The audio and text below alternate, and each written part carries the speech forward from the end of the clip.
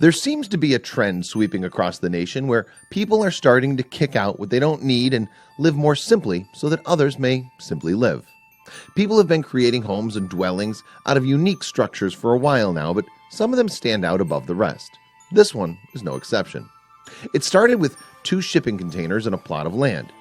What this guy did with it is pretty phenomenal. It better be, because the project took about 2 years, which is longer than it takes to build most houses, 4 times this size. Take a look at his journey in building this livable dwelling.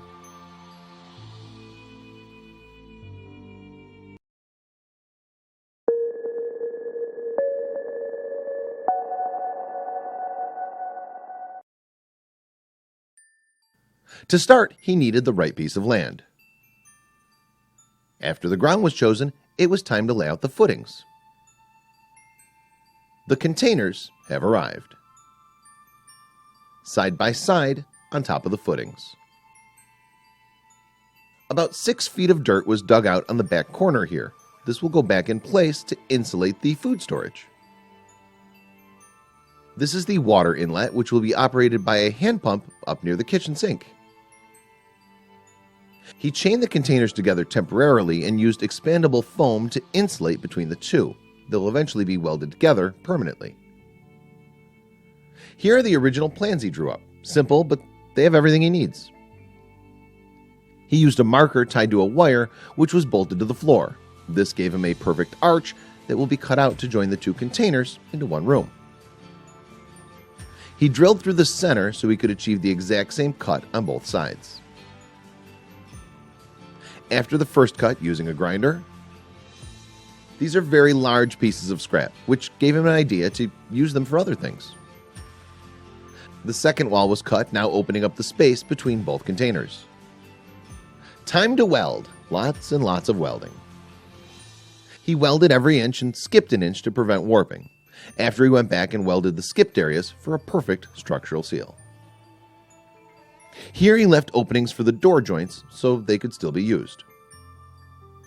Time to primer the welds and prevent any rust. Remember that interior wall piece? It looks like it'll make the perfect awning over the front door.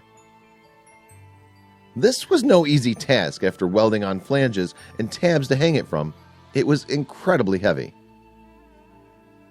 He built some very strong supports to hold up the weight as well as rain, snow, and debris. He had to use his tractor to lift the giant piece of metal into place.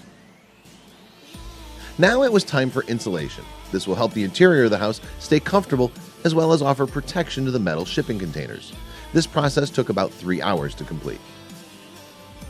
He added some pea gravel and drainage tubes around the containers so they wouldn't settle after a long rain or winter. These pipes will be completely buried and drain water away from the foundation. He used some old railroad ties to grade the front of the property and to hold in the dirt he was about to stack against the house. Now it was time to fill with dirt. He stacked it almost all the way up on one corner because this is where food supplies will be stored. This will prolong their lives by regulating the temperature. He added a little paint and marked out where the doors and windows will be placed. This big entry will be the front door. There's a lot of grinding to cut this out.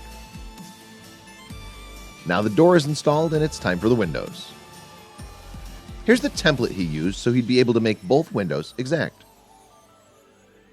The holes were difficult to cut, but now they're ready for the windows. It's starting to look like a home. The house needed a back window as well. Now that the exterior is almost complete, it's time to start framing. Now he can run electrical and plumbing throughout the containers as well as give a finished look to the walls and ceiling. He installed a washer and dryer, a fireplace, and vented them both to the exterior. After running a little electrical, he now has some lights and a warm fire. Another layer of insulation was added, giving the place more value, making it climate controlled. With all the electrical ran, it's time to start covering the walls. He wanted an old cabin in the mountains look. Then bedroom doors were installed and wood trim covered the gaps between both halves. Starting to look pretty awesome inside. After laying down some tile, he placed furniture and a fridge into the kitchen. Excellent choice on the wood floor.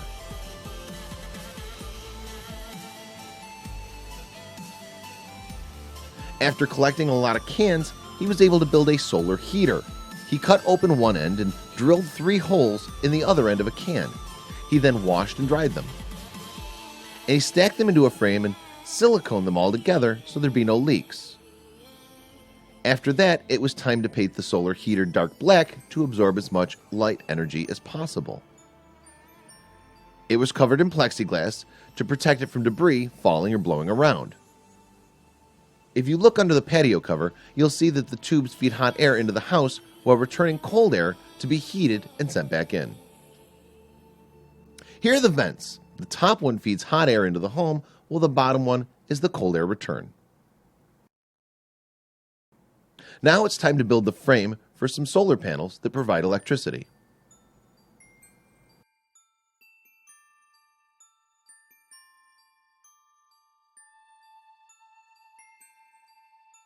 Time to wire in the battery.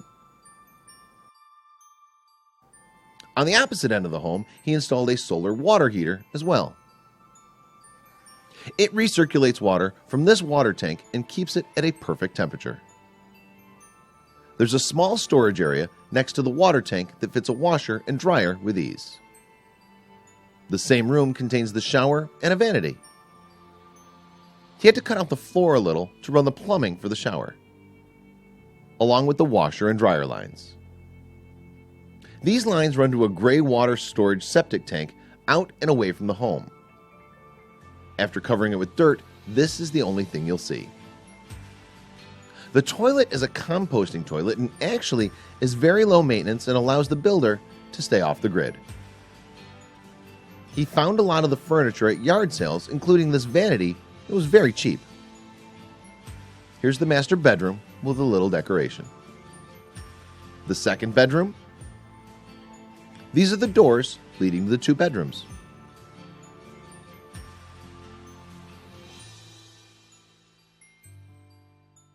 The food storage turned out great. The sink works great with a hand pump. The basin only cost $3 from a garage sale. Remember the scrap metal he had from the cutouts? Take a look at these cool window shades. One was used as a vent to let airflow through the floor. Some was even used to make a firewood storage. The storage holds just about a quart of wood.